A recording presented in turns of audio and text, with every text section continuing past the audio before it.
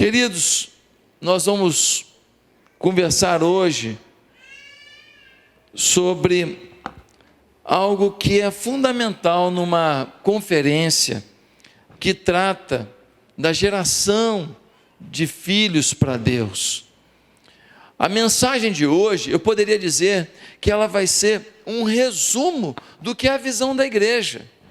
Se você prestar atenção em cada detalhe dessa mensagem, eu te desafio até a anotar alguma coisa, você vai ter conteúdo de sobra para poder mobilizar suas células, mobilizar os corações e você se tornar um grande líder no reino de Deus. Amém? Vou pedir então, se alguém tiver que sair agora, se alguém tiver que levar a criança lá no berçário, pode ir, mas eu queria pedir muita concentração para aquilo que a gente vai conversar nesse momento. Amém? Querido, você sabe a diferença de ter muitos seguidores na internet e ter influência na internet? Sabia que é diferente? Uma pessoa pode ter 1 milhão de seguidores, ele posta um negócio, 10 pessoas comentam, 10 pessoas vê. O outro tem 2.000 pessoas seguindo ele, tem 1.000 comentários, e 10.000 pessoas estão vendo, até quem não segue ele. Às vezes, a influência é medida pelos números que a gente vê, mas a verdade é que a influência é medida pela interação, pela transformação, pela ação que aquilo provoca. Às vezes, a igreja se torna um lugar grande, e vocês são uma igreja grande, vocês têm vários cultos aqui no domingo, vocês estão plantando igreja para tudo quanto é lado, mas a grande pergunta é: será que o nosso crescimento tem sido proporcional ao crescimento da nossa influência? Será que nós estamos crescendo e na mesma proporção a gente está promovendo transformação? Quem está entendendo? A influência é o grande segredo. Há um tempo atrás, uma cantora brasileira que tem uma vida muito questionável, ela tem uma vida assim, muito desvirtuada do padrão de moralidade, de pureza que a gente espera para uma família, mas ela estava incentivando alguns jovens a tirar um título de eleitor para votar no candidato que ela achava que era o melhor. O que ela estava fazendo? Ela estava aproveitando da influência dela para levar jovens a fazer o que ela esperava que seria bom. A influência ela pode ser usada para o mal ou para o bem. Cada um de nós exerce uma influência. Eu não tenho influência sobre pessoas que você, que talvez tem muito menos seguidor no Instagram que eu, muito menos seguidor do que eu, talvez no WhatsApp não, no Facebook e tudo, mas de repente, você não percebe que você tem influência sobre pessoas que para eles eu não tenho valor nenhum. Existe um vizinho seu, existe um médico seu, existe um empregado seu, existe uma moça que trabalha na sua casa, uma faxineira, que a sua influência sobre essa pessoa é 1 milhão de vezes maior do que a influência do Josué. E qual é o grande problema?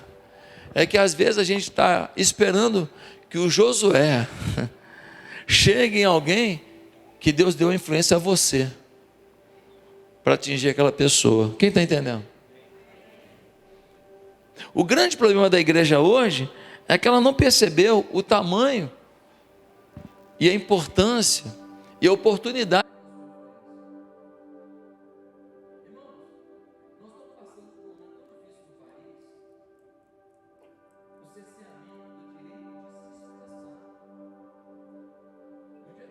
O camarada estava falando aí que o que ele quer é taxar as igrejas e privar as igrejas de se posicionar sobre certas coisas. Eles estão falando abertamente. Eles não estão nem fingindo. Eles não estão nem mentindo, não posso nem chamar de mentirosos, porque estão falando a verdade. Eles querem ferrar a gente. Eles querem arruinar a nossa liberdade de falar o que a gente pensa sobre sexualidade, sobre amor verdadeiro, sobre família, sobre caráter, sobre pureza, sobre racismo, porque nós também nos preocupamos com isso. Nós também não queremos racismo. Que história é essa que essa pauta é da esquerda? Nossa pauta é da igreja. Se tem alguém que quer promover reconciliação das pessoas, tratamento por igual, é a igreja. Se tem alguém que não quer destratar a mulher, que quer que a mulher seja tratada com dignidade, é a igreja. Que conversa fiada é essa? Pegam as pautas da igreja, leva para o mundo, engana os outros, e os bocoió seguem o que eles falam, achando que essa pauta é deles. Até o arco-íris pegaram da gente.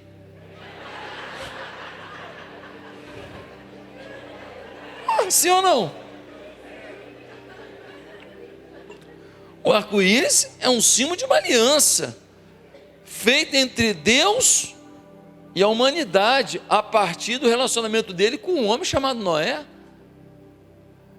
Você está entendendo como é que o mundo ele vai roubando as coisas da gente e ele vai gerando influência até nas áreas que nós que somos os campeões de audiência. Nós é que temos um recado para dar. De família, o mundo sabe o que é de família? Porcaria nenhuma. Ah, mas na igreja também tem problema, também tem divórcio, também tem separação, também tem dificuldade, também tem problema. Sim, mas tem uma mensagem, tem uma esperança. A diferença é que aqui tem uma esperança, lá fora não tem, ué. Lá fora o papo é: você tem direito de ser feliz, a fila anda. E aqui a gente fala o quê? O sangue de Jesus tem poder. O sangue de Jesus nos purifica de todo pecado. Comeu a carne, vai roer o osso em nome de Jesus. Aqui é assim, meu filho. E o cara vai lá e ó, perdeu o amor e volta a amar. Sim ou não?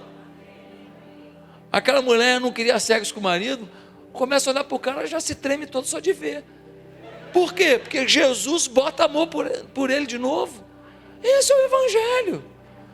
Nós não somos um bando de gente lerdona. Não, vocês não falam de sexo. Não, nós falamos de sexo bacana. Sexo com amor, com dignidade, com honra.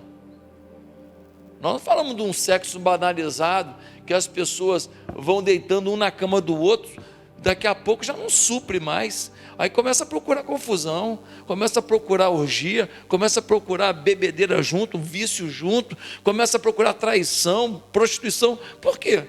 Porque não tem saúde na relação. Então ela precisa de novidade para se tornar uma coisa prazerosa. Nós não precisamos disso. Nós sabemos que fala para o mundo, mas nós precisamos de influência. Então, gente, hoje eu quero falar que a igreja, ela tem gente santa, gente correta, gente trabalhadora, gente vibrante, determinada, apaixonada por Deus, apaixonada por pessoas, e ela precisa ter uma influência maior no mundo. Nova Iguaçu não pode ser uma cidade onde a gente veja o crescimento da droga, da violência, o crescimento dos divórcios. Não, porque a Igreja Atitude está aqui. As outras igrejas também, mas eu estou pregando hoje na atitude, então eu falo para atitude. Onde nós estamos, o freio chegou para o mal, e o acelerador chegou para a fé, e nós precisamos tomar posse disso. Por isso, eu quero ler um texto muito importante, que está em João capítulo 4, porque aqui a gente vai ver quais são os princípios de uma igreja que tem uma influência exponencial, uma influência real, uma influência transformadora. Muita gente fala assim: a Igreja Atitude trabalha com célula. Deixa eu te falar, não é a estratégia que faz a diferença. Nós temos estratégia. O que faz as nossas células funcionarem, o nosso trabalho funcionar, o que faz são os princípios que vêm antes da estratégia. Antes de uma estratégia, precisa ter valores. Não se muda estruturas antes de se mudar os valores. Dentro da gente, a gente tem que acreditar antes de executar. Dentro da gente, a gente tem que crer, viver antes de ensinar. Quem está entendendo? Os valores é que fazem a diferença. E a Igreja Atitude hoje, ela está expandindo, indo para o mundo inteiro. Por quê? Porque esses valores estão cada vez mais arraigados. Você chega aqui, fala com um dos pastores das nossas igrejas que estão sendo abertas a partir de Nova Iguaçu, e todo mundo fala a mesma linguagem. E o espírito de lealdade é muito grande. Eu cheguei, o pastor Milton falou assim: posso carregar sua bolsa? Eu ia falar: não, rapaz, eu carrego, mas eu fiquei até constrangido de falar para ele para não carregar. Não, tá bom, irmão, tá bom, eu aceito. Porque a vontade de servir, de honrar, de valorizar o outro, é um princípio nosso. Então muitas vezes eu não quero abusar de ninguém, mas eu tenho que aceitar, porque é a oportunidade do outro de servir, ele vai se sentir bem de servir. Que foi o que eu fiz e procurei fazer com cada ovelha a vida inteira. Você vai no final do culto lá da Igreja Atitude, você tem lá num domingo lá 9, 10 mil pessoas, nos 3 cultos, mais Ministério Infantil, só o Ministério Infantil dá quase 1.000 crianças. Tá certo? Nos 3 cultos. Então, querido, você vai lá, estou eu lá, ó, beijando, abraçando, tirando foto, aquele bando de criança vem e tal. Por quê? Porque o nosso DNA é esse mesmo, é servir. Ninguém me espera para comer uma pizza depois do culto, fico chateado.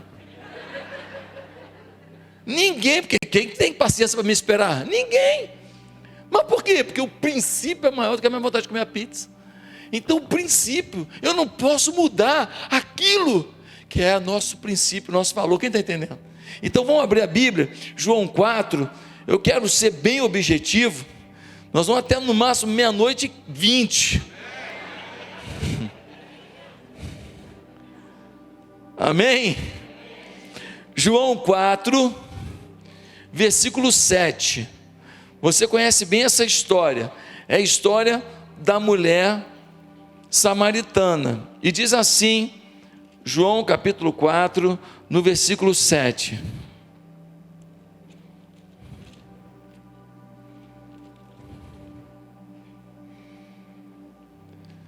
Nisso veio uma mulher samaritana tirar água. Disse-lhe Jesus: dê-me um pouco de água. Os seus discípulos tinham ido à cidade comprar comida. A mulher samaritana lhe perguntou: como o Senhor, sendo judeu, pede a mim, uma samaritana, água para beber? Pois os judeus não se dão bem com os samaritanos. Jesus lhe respondeu: se você conhecesse o dom de Deus e quem lhe está pedindo água, você lhe teria pedido e ele lhe teria dado água viva. Disse a mulher: o Senhor não tem com que tirar água, e o poço é fundo. Onde pode conseguir essa água viva? Acaso o Senhor é maior do que nosso pai Jacó, que nos deu o poço do qual ele mesmo bebeu, bem como seus filhos e seu gado? Jesus respondeu: quem beber dessa água terá sede outra vez, mas quem beber da água que eu lhe der nunca mais terá sede. Ao contrário, a água que eu lhe der se tornará uma fonte de água a jorrar para a vida eterna. A mulher lhe disse: Senhor, dê-me dessa água, para que eu não tenha mais sede, nem precise voltar aqui para tirar água. Ele lhe disse: vá, chame o seu marido e volte. Não tem marido, respondeu ela. Disse-lhe Jesus: você falou corretamente, dizendo que não tem marido. O fato é que você já teve 5 e o homem com quem agora vive não é seu marido. O que você acabou de dizer é verdade. Disse a mulher: Senhor, vejo que é a profeta. Nossos antepassados adoraram nesse monte, mas vocês judeus dizem que Jerusalém é o lugar onde se deve adorar. Jesus declarou: crê em mim, mulher, essa próxima está próxima a hora em que vocês não adorarão o Pai, nem neste monte, nem em Jerusalém. Vocês, samaritanos, adoram o que não conhecem, nós adoramos o que conhecemos, pois a salvação vem dos judeus. No entanto, está chegando a hora, e de fato já chegou, em que os verdadeiros adoradores adorarão o Pai em espírito e em verdade. São esses os adoradores que o Pai procura. Deus é espírito, e é necessário que os adoradores o adorem em espírito e em verdade. Disse a mulher: eu sei que o Messias, chamado Cristo, está para vir.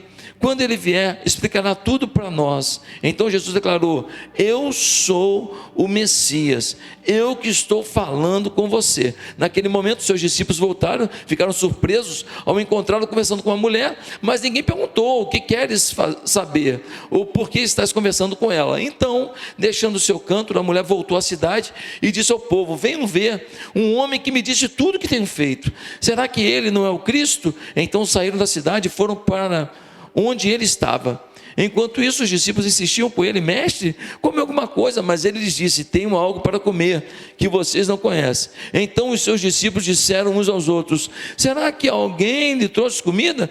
Disse Jesus: a minha comida é fazer a vontade daquele que me enviou, concluir a sua obra. Vocês não dizem: daqui a 4 meses haverá colheita? Eu lhes digo: abram os olhos e vejam os campos, eles estão maduros para a colheita. Aquele que colhe já recebe seu salário e colhe fruto para a vida eterna, de forma que se alegram juntos o que semeia e o que colhe. Assim é verdadeiro o ditado: um semeia e o outro colhe.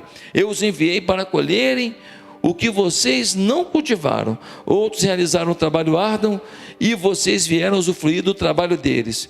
Muitos samaritanos daquela cidade creram nele por causa do seguinte testemunho dado pela mulher: ele me disse tudo o que tenho feito. Queridos, Jesus está com seus discípulos, os discípulos vão na cidade comprar comida. Jesus fica ali perto de um poço. Uma mulher vem tirar água no poço. Jesus se volta para a mulher, que é samaritana, e fala: você pode me dar um pouco d'água? A mulher fica escandalizada. Por quê? Porque o samaritano não se comunicava com o judeu. Havia uma rixa muito grande. O samaritano era um povo misturado, de judeu com outros povos. Então, eles eram considerados pelos judeus um subpovo. Um povo como fruto da desobediência. Então, não havia afinidade. A mulher fala: o senhor falando comigo, mulher, e ainda samaritana? Ele fala: olha, se você soubesse quem está falando com você, você me pediria uma água e eu te daria, e você nunca mais ia ter sede. Ela fala: água, não sente mais sede? Alguém aqui já tirou água em poço? Alguém já tirou? É fácil. Você puxou com corda ou com corrente? Com corda. Dói a mão, não dói? É complicado, e não adianta botar um balde pequenininho para ficar levinho, senão vai ter que ficar puxando toda hora, vai levar muito tempo. Você tem que botar um balde com um tamanho suficiente para tirar uma quantidade boa, e é pesado, e se der bobeira, ele bate do lado do balde, e ele vira, a água cai toda de volta, e dói a mão. Jesus fala para ela: se você me pedisse, te daria uma água que você nunca mais ia ter sede. Ela falou: calma aí, não tem que voltar aqui para tirar a água?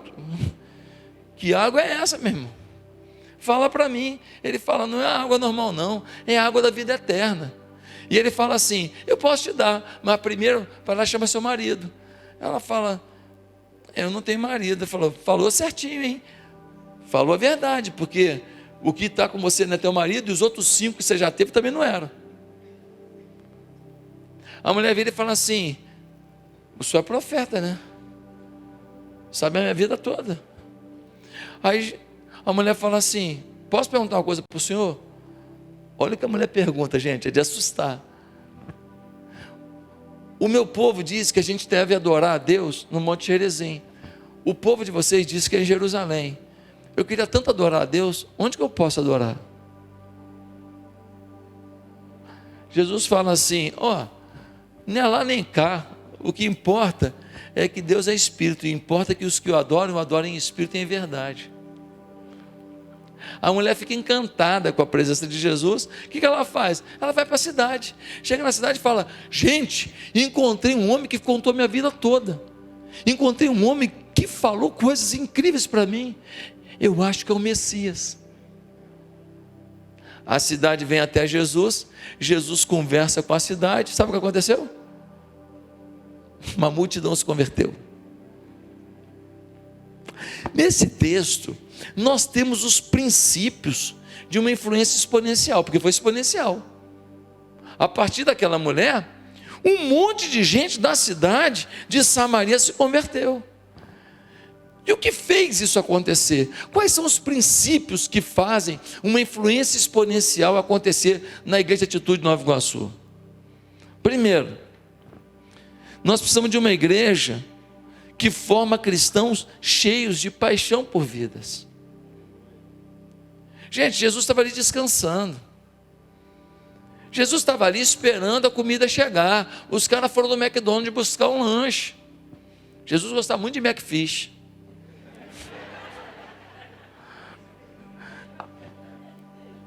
Aparece uma mulher. A mulher vai tirar água. Jesus precisava conversar com a mulher? Jesus podia puxar uma prosa com ela? Ela procuraria conversar com Jesus sendo samaritana e mulher? Não! Mas Jesus olha para aquele momento e fala: se tem uma vida aqui, eu tenho que evangelizar. Jesus não olha para o tempo e fala: hora de descansar. Enquanto tem alguém para pregar, a pregação tem que acontecer. O amor impulsionava Jesus. Se nós não tivermos o amor, sabe o que vai acontecer? Nós não vamos transformar momentos casuais em oportunidades evangelísticas, e muitos milagres não vão acontecer. Eu conheço um homem que se converteu, como? Ele estava no banheiro, fazendo necessidade. Um missionário chegou no banheiro, viu que tinha alguém dentro da casinha lá. O cara é meio maluco, o pastor Thomas Aikens, um missionário americano que morou aqui no Brasil. E ele sentiu do Espírito Santo, prega para ele, que ele só vai te ouvir porque ele está sentado. Senhor,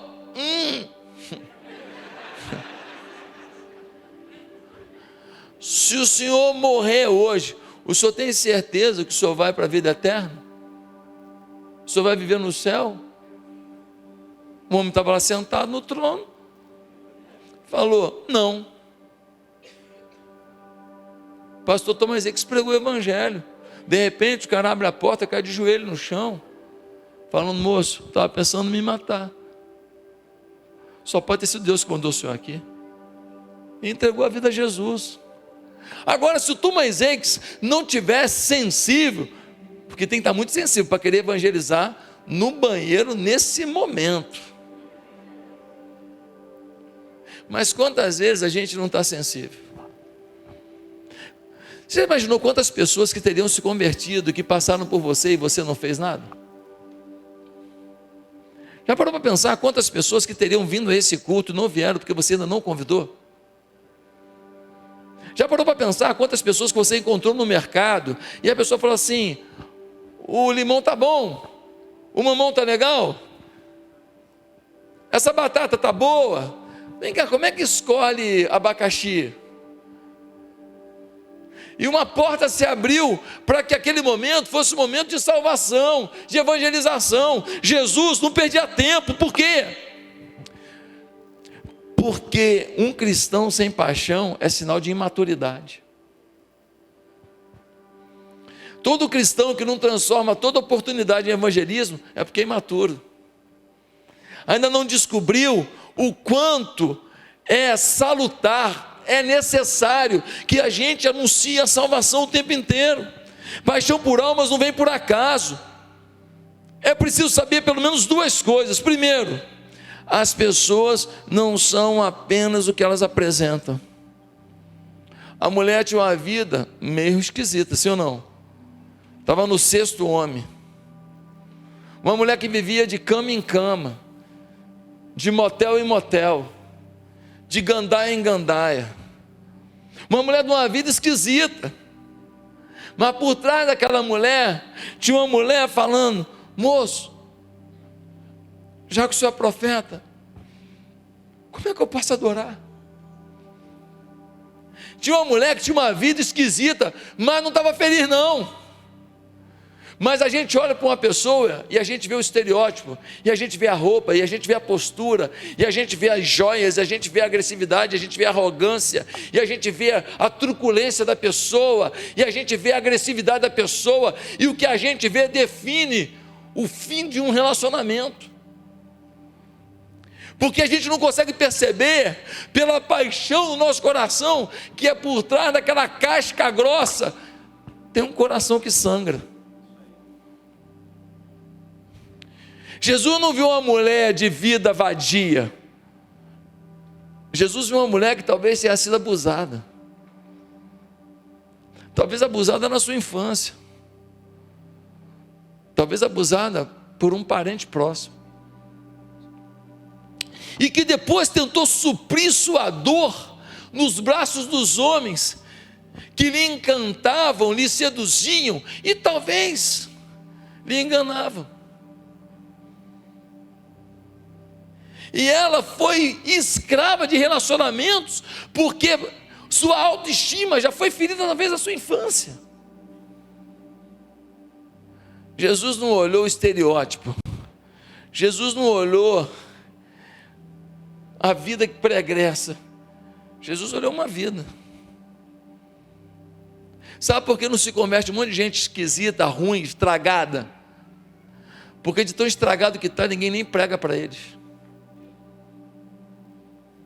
Eu preguei um dia desse na Frente Parlamentar Evangélica. Um dia desse.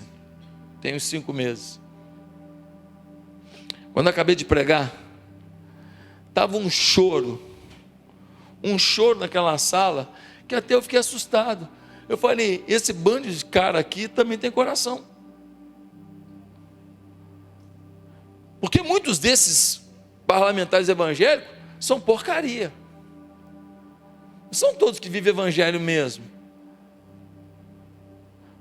Mas eu vi alguns deles, que eu sei que são porcaria, chorando. Sabe por quê? Porque por trás daquela porcaria que eles aprenderam a fazer, naquele ambiente complicado, tem uma pessoa que aprendeu princípios com seus pais, que frequentou uma igreja e foi um crente fiel, se perdeu quando o poder chegou, se perdeu quando as oportunidades financeiras chegaram. Quem está entendendo?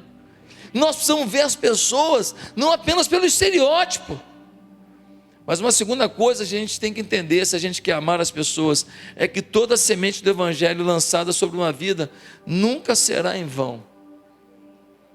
Você pode falar de Jesus para alguém aqui, a pessoa fala assim, vai para o inferno, crente, vai se lascar, pastor tudo ladrão, igreja coisa de lugar de ignorante. Ele pode te xingar, mas toda semente do evangelho, amigo, tem um potencial frutificante, tem um potencial transformador, tem um potencial agregador, um potencial de milagre que você não consegue medir. Eu trabalhava numa empresa, tinha uma pessoa lá, agnóstica, que volta e meia falava umas gracinhas para mim, sabe? Ria da minha fé um pouquinho, fazia uma piadinha. Um dia me chamou num canto, quero falar contigo. Falei, rapaz, vai falar besteira aqui, vai ouvir um monte. Já estava já por aqui. Porque por trás desse cara aqui, tem uma mistura de italiano com sergipano. Minha avó e meu avô. Então, o povo me chamou no canto, e era minha chefe, né? Falei, vou rasgar, ela vai ser agora. Josué, pois não. Tu não pode orar pela minha sobrinha, não? Porque tu tem essa relação aí com Deus aí. Meu irmão, que vergonha que eu passei. Que vergonha. Já estava tão chateado, que eu já estava preparado para mandar umas pedradas na orelha. E no fundo, aquela pessoa me afrontava porque via em mim o que ela não tinha. E você entrando em cuizumba, em briga. Pastor, que votou no A, no B, no C, querido, olha só. Eu, na minha rede social, eu tinha meu posicionamento, eu sou cidadão. Pastor, acho que o senhor não devia ter, o problema é teu.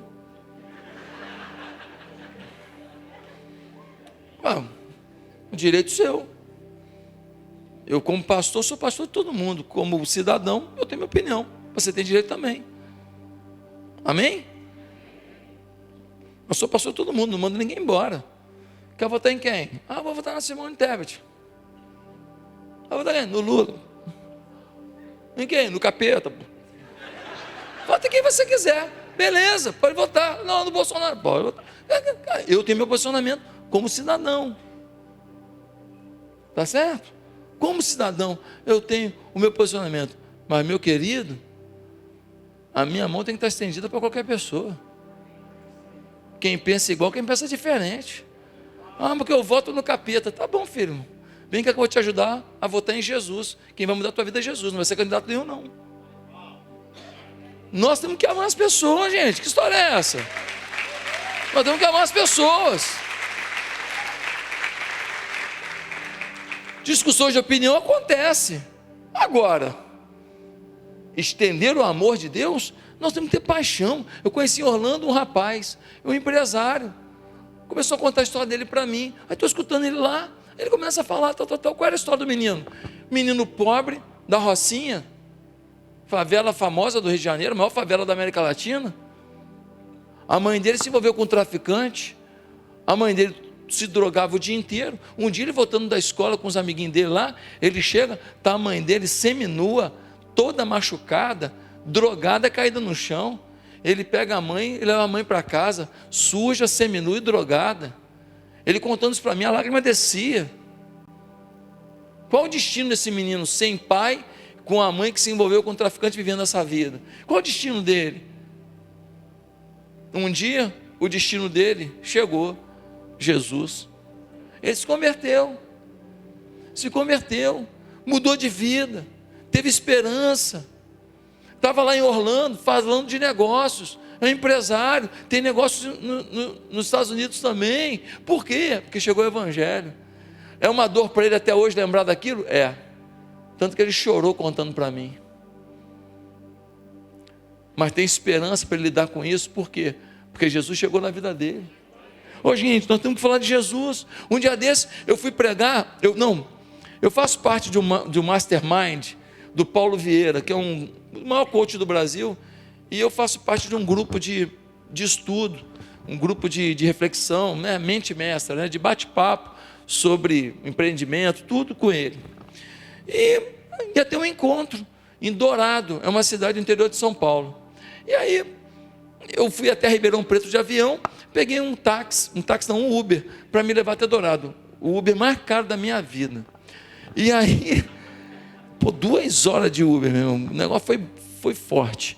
Aí, nós estamos indo, eu começo a conversar com ele, vou conversando com ele e tal. Aí falo, cara, aqui em Ribeirão Preto, tem um amigo meu que tem uma igreja, pastor Danilo Figueira, e tal. Qual é o nome da igreja? Eu falei, Igreja Comunidade de Ribeirão Preto. Ele falou, acho que a minha mulher frequenta a igreja. Eu falei, como é?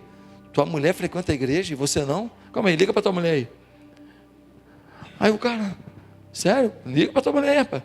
Ô Fulano, eu estou aqui com o teu marido aqui, ele está falando que você talvez seja da comunidade de Ribeirão. Sou, pastor. E ele não está indo? Tu está falando sério? Ele não está indo. Quem que vai? Eu vou com as crianças. Irmão, tua mulher vai para a igreja com teus filhos, tu não vai? Tu está falando sério? Tu não está vendo o privilégio que é ter uma mulher que leva os filhos para caminhar com Jesus? Tu quer que a tua filha faça o que da vida dela? Tu quer que ela com 12 anos aprenda a transar na escola? O que você quer para a tua vida? Você quer ela com 14 anos sabendo qual é o sabor de uma maconha? O que você quer? Não, pastor, estou entendendo. Então, aqui fulano, ele vai contigo para a igreja, você vai com domingo na igreja? Não, vou. Então. Liguei para o Danilo Figueira, 2 horas de viagem. Gente, se você pegar 2 horas com uma pessoa num carro e não pregar o evangelho, você não tem que ir para o céu, você tem que ir para o inferno. Sério, você tem que ir para o inferno, porque você é mau, você é ruim, você tem a salvação, cara. Você tem a salvação, você passa 2 horas do lado de uma pessoa, você não fala da salvação, você deixa a pessoa ir para o inferno, você é muito ruim de você fazer isso, sim ou não? Quem está entendendo? Aí liguei para o Danilo, opa, pode abrir a câmera aqui? Pode. Abri a cama, ei, Danielão, beleza? Aqui, ó. Aqui, ó, o fulano aqui, ó. Olha, tá vendo? Mora em Ribeirão Preto. Prazer. Então. Danilo, deixa eu te falar uma coisa. A mulher dele frequenta a tua igreja. E ele não frequentava, mas a partir do domingo ele vai frequentar. Não é isso aí, fulano? Falei, pois é. Danilo, ele pode te procurar no final do culto. Você pode orar por ele? Claro. Você pode lá no final do culto falar com o pastor, para ele orar pela tua vida? Miserável, não é faltando. Não, miserável eu não falei não. Não, eu vou. Então tá bom. Então, Danilo, obrigado. Fulano vai estar lá e tal. Obrigado, um abração e tal. E continuei conversando com ele. Eu não sei se ele foi, eu não sei se ele se converteu, eu não sei se ele foi na igreja, mas não teve coragem de falar com o pastor. Eu não sei do fim dessa história, eu vou saber. Eu conto na próxima vez. Mas o fato é o seguinte: sementes lançadas nunca serão vazias. Eu falei para ele, cara, eu podia pegar qualquer táxi, qualquer Uber da cidade. Eu pego logo o teu. Eu tenho um amigo na cidade que é pastor da tua mulher. Tu não está vendo que é Deus não, cara? Rapaz, a loucura, você fica pegando essas estradas aí o tempo inteiro. Quantos riscos de vida você passou? Quantas carretas cortaram no meio do caminho aí e Deus te livrou? Rapaz, então gente, nós precisamos ter paixão pelas pessoas. Uma igreja de influência exponencial forma cristãos cheios de paixão, amém?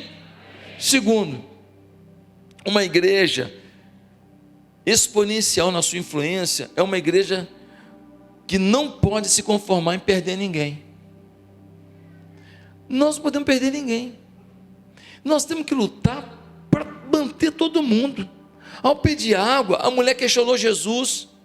Mas vem cá, o senhor falando comigo, o senhor é judeu, eu sou samaritana, Jesus estava nem aí para a barreira racial. Mas eu sou mulher e um homem falando com a mulher, Jesus estava nem aí para a separação de sexo.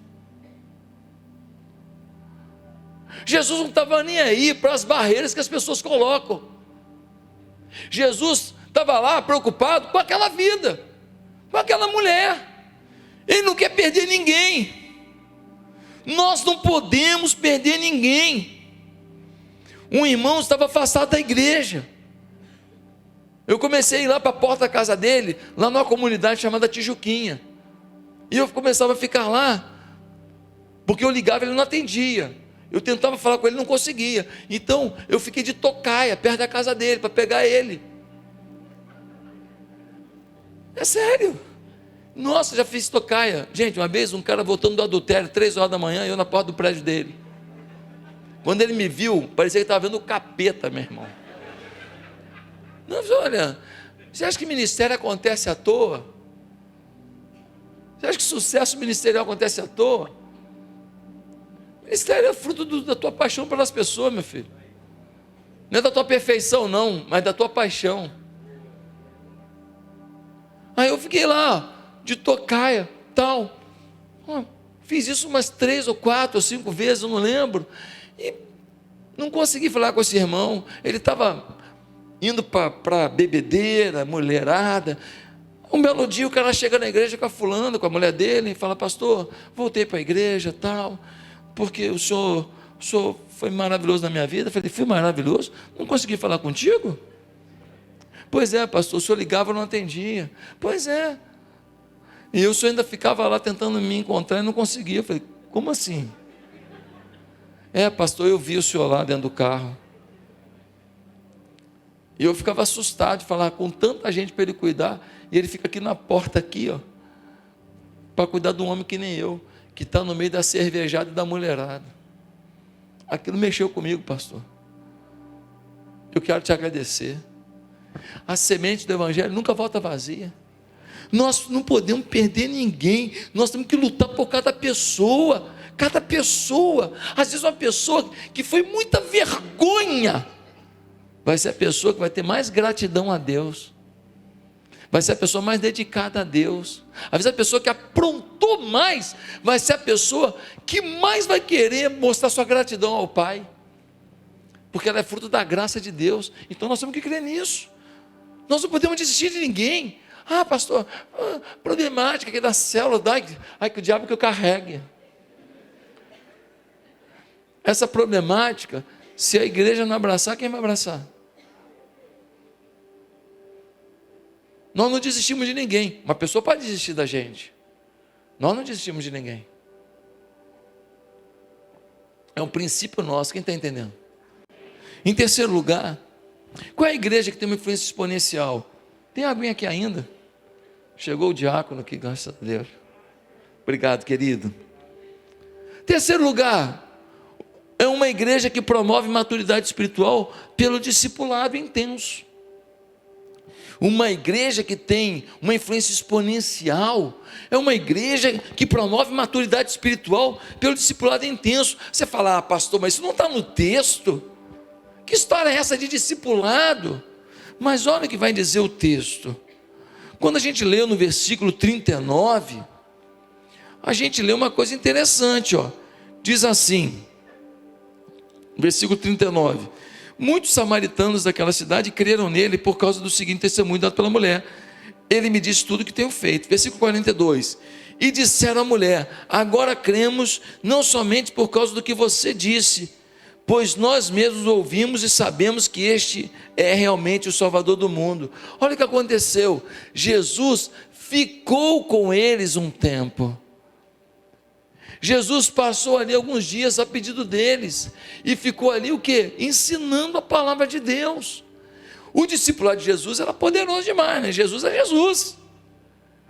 Mas ele investiu um tempo a mais, e os caras se converteram e falaram, ó, a gente está se convertendo não é mais pelo que você falou, samaritana, mas é pelo que a gente ouviu dele. Jesus não falou, ó, quem quiser que se converta aí, não. Chegam a usar a expressão, temos ouvido. Nós agora estamos crendo pelo que temos ouvido, ou seja, é uma coisa contínua. Houve um tempo de bate-papo, houve um tempo de interação, houve um tempo de perguntas e respostas. Jesus se dispôs a oferecer algo a mais àquele povo. Jesus deu o máximo de orientações e discipulado para que o evangelho não morresse quando ele fosse embora. Qual é o princípio da Bíblia? É que cada um de nós ensine a homens e mulheres fiéis, que ensinem a homens e mulheres fiéis. É uma cadeia de crescimento, é uma cadeia de influência, é uma cadeia de transformação, é uma cadeia de transferência. O discipulado é, pastor, eu não sei muito, pois é, ensina o que você sabe. E sabe de uma coisa? Quando você começa a discipular, você descobre que sabe o que você não sabia que sabia. Pastor, filosofou, não entendi nada. Não, é que na hora que você é provocado, você emite uma sabedoria que o Espírito te deu e você nem sabia que ele tinha te dado. Você dá um conselho com uma visão que você fala, não, nem eu sabia que eu sabia isso. Eu quando estou pregando, de vez em quando eu falo umas coisas assim, eu falo assim, cara, legal esse negócio que eu falei. Sério, porque nem eu sabia que eu sabia falar aquilo. Nem eu sabia, eu nunca tinha pensado. São coisas que o Espírito Santo te dá na hora. Quando você se atreve a ensinar alguém, o Espírito te dá a revelação, te dá a visão, quem está entendendo? Então o discipulado, ele é muito importante para o discípulo, mas quem mais cresce é o discipulador. Um cara que está ensinando alguém a não ter um caminho de pornografia, o que acontece com ele? Ele fala, não posso mexer com pornografia. Um cara que está ensinando alguém a não adulterar, o que acontece com ele? Ele fala, não posso adulterar. Um cara está ensinando o outro a ler a Bíblia. Semana que vem eu vou te perguntar o que você leu da Bíblia. Já imaginou se ele perguntar para mim também? E você leu alguma coisa? Eu vou ter que ler também. Ou seja, o discipulador, ele é o maior abençoado do discipulado. Gente, veja o caso de Barnabé. O Paulo, ele sai de Jerusalém porque estava arrumando problema quando ele se converteu. Ele foi para Tarso. Ele ficou mais de 5 anos em Tarso. Fundou uma igreja? Não. Fundou uma ação social? Não. Ganhou alguém para Jesus? Ninguém. Aí o Barnabé vai lá, pega o Paulo e fala, Paulo, vem comigo para Antioquia, porque eu preciso de você lá para a gente discipular a igreja. Aí o Paulo vem. Aí o Barnabé vai orientando o Paulo. Aí o Paulo é um diamante que faltava lapidar. O Barnabé dá uma lapidada no Paulo. O que acontece com o Paulo? Ele explode. ele se torna o maior evangelista da história. Ele se torna o maior missionário da história. Por quê? Por causa do Barnabé. Chega um ponto que o Barnabé está liderando, né? Chega um ponto que o Barnabé fala assim: Paulo, lidera você. Porque o Paulo é tão à frente, é tão 250 volts, que o Barnabé fala: cara, eu lapidei de um jeito que nem eu estou conseguindo ver tanto brilho. Então agora você toca e eu te acompanho. O Barnabé foi o grande segredo da vida do Paulo. Ei, você não chegará até onde pode, se você não tiver um discipulador na sua vida. Você não saberá tudo que pode saber, nem viverá tudo que pode viver, se você não acreditar no discipulado. Ah, pastor, mas eu só quero se for o pastor Rubem. Ou o pastor Rubem ou Jesus. Deixa eu te falar uma coisa. O discipulado tem mais a ver com a atitude do discípulo do que com a qualidade do discipulador. Uma pessoa para te ouvir, muitas vezes, é o caminho para você mesmo dar as respostas que você precisa. Você prestar contas a alguém, fala: poxa, essa semana eu não li a Bíblia, estou chateado. E a pessoa fala assim: poxa, mas não é por aí, né? Pronto, só isso não é por aí. É tudo que você precisava ouvir.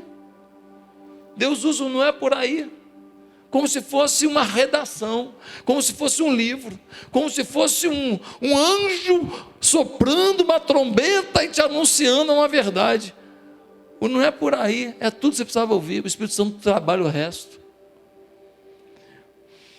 Mas uma igreja que tem influência exponencial é uma igreja que convive semanalmente em células. Pastor, aí você pegou pesado, esse texto não tem célula. Jesus com a samaritana, depois ele evangeliza o pessoal, ficou um pouquinho mais de tempo para fazer um discipulado com o pessoal, mas célula, tá bom, vamos pensar um pouquinho. Samaria tinha igreja? Onde é que eles reuniam? Na casa, na praça, no McDonald's. Célula. Não tinha igreja, irmão. Acabou de se converter agora, os primeiros crentes. Não tem um lugar assim, lugar de reunião da igreja Batista Atitude de Samaria. Não tinha. Então eles estão reunindo aonde? Eles estão reunindo onde dá. Eles começam a conviver. Sem sombra de dúvida, eles se reuniam em grupos para compartilhar os momentos. Agora, deixa eu te fazer pensar um pouquinho. Viaja comigo. Imagina a reunião da célula. Aquela mulher que Jesus ganhou para o céu. Ela está sentada na célula. Aí alguém fala: e aí, fulano, como é que você está? Aí ela fala assim: tenho que contar um negócio para vocês. O que foi? Entreguei minha vida a Jesus, não foi? Foi. Pois é. Vocês sabem que eu estava morando com o 6º homem, né? Pois é.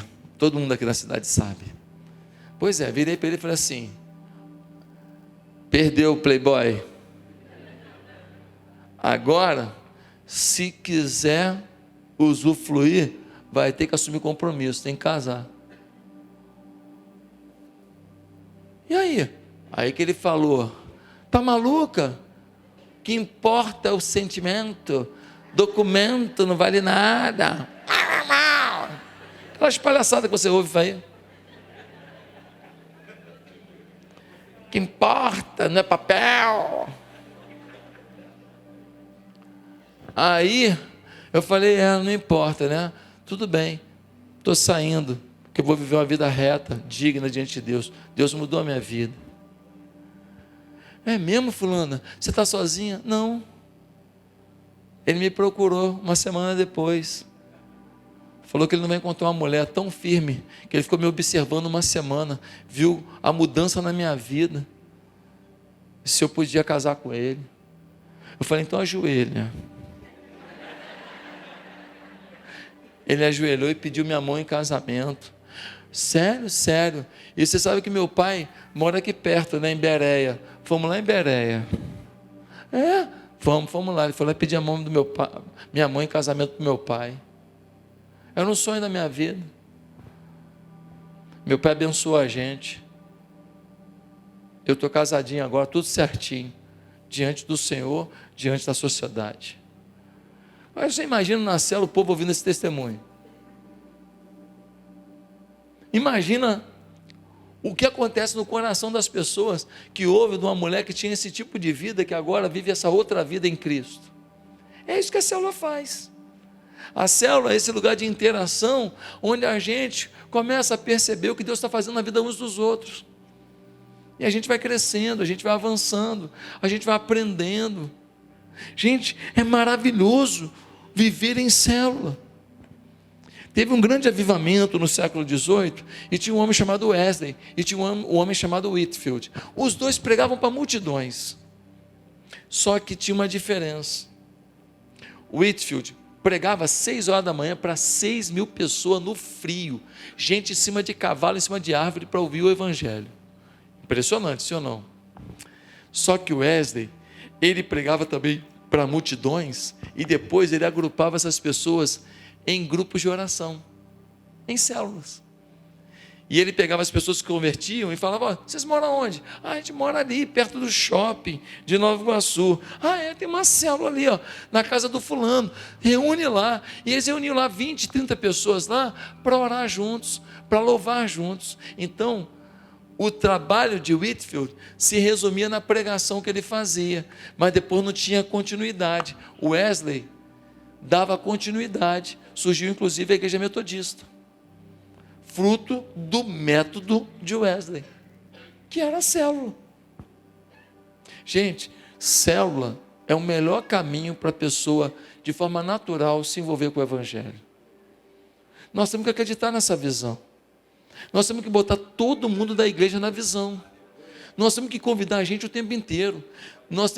Olha, tive até uma ideia aqui agora, de fazer um cartãozinho, que a gente fez um tempo atrás e acabou. Fazer um cartãozinho bem bonitinho na gráfica, sabe? Num papel maneiro, um papel cochê, brilhoso, legal.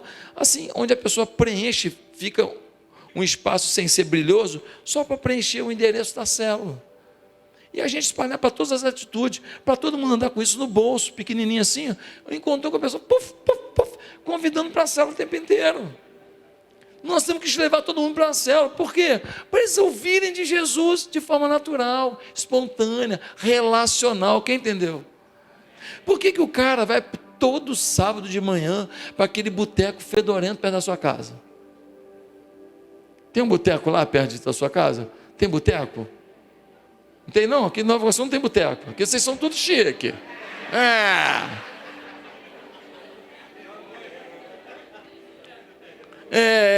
Só no terreirão que tem boteco. Gente, por que ele vai lá? Ele quer a célula. Ele quer trocar ideia, ele quer falar da semana inteira. Ele quer dar a opinião dele sobre o jogo do time, sobre o rumo do país, sobre se vai ter intervenção ou não vai ter. Ele quer dar a opinião dele, quer conversar, bater papo. Ele quer conversar, ele quer dialogar. Ele vai para a célula, uma célula dele aqui, a célula da cachaça. Ninguém ofereceu para ele a célula do amor. Mas em último lugar, qual é a igreja que tem uma influência exponencial? É a igreja em que não se abre mão do espírito de fé. Irmãos, uma mulher de vida questionável, uma mulher que vivia uma vida imoral, ela se converte, vai na cidade, fala que encontrou o Messias, o povo acreditou por causa do jeito que ela pregou, primeira pregação dela. A multidão vem para conhecer Jesus, a multidão se converte. Deixa eu te falar uma coisa: se uma mulher de uma vida vadia, de uma vida errada, de uma vida questionável, se converte, leva uma cidade aos pés de Jesus, o que você não pode fazer?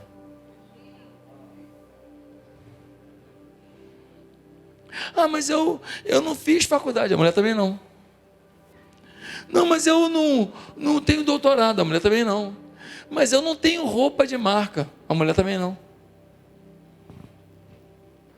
Mas eu não sou uma pessoa viajada. Essa mulher só que se conhecia Samaria e o poço. Mas eu não sei falar muito bem. O que essa mulher sabe? Mas o Espírito Santo usou a boca de uma mulher improvável para mostrar que na boca do improvável, Deus é uma realidade. Na boca do improvável, Deus é milagre. Na boca do improvável, Deus é transformação. Na boca do improvável, Deus faz o inacreditável. Eu quero concluir nessa mensagem, que é o resumo da visão da nossa igreja, dizendo para você: não tem desculpa para você não ser um crente frutífero. Não tem desculpa para, a partir de hoje, você não ser um ganhador de almas. Não tem desculpa para você não acreditar que você não pode lotar a sua célula, que ficou minguada com 3 pessoas, 4 pessoas o ano inteiro. Não tem desculpa para você não acreditar que em um mês você bota 10, 15 pessoas nessa célula. Não tem desculpa. Não tem desculpa. Essa mulher foi lá e abriu a boca. Ei! Fala. Trocou de marido? Não, eu quero falar de outra coisa. Tá, o que você quer falar? Eu quero falar que eu encontrei um homem. Não falei que era homem?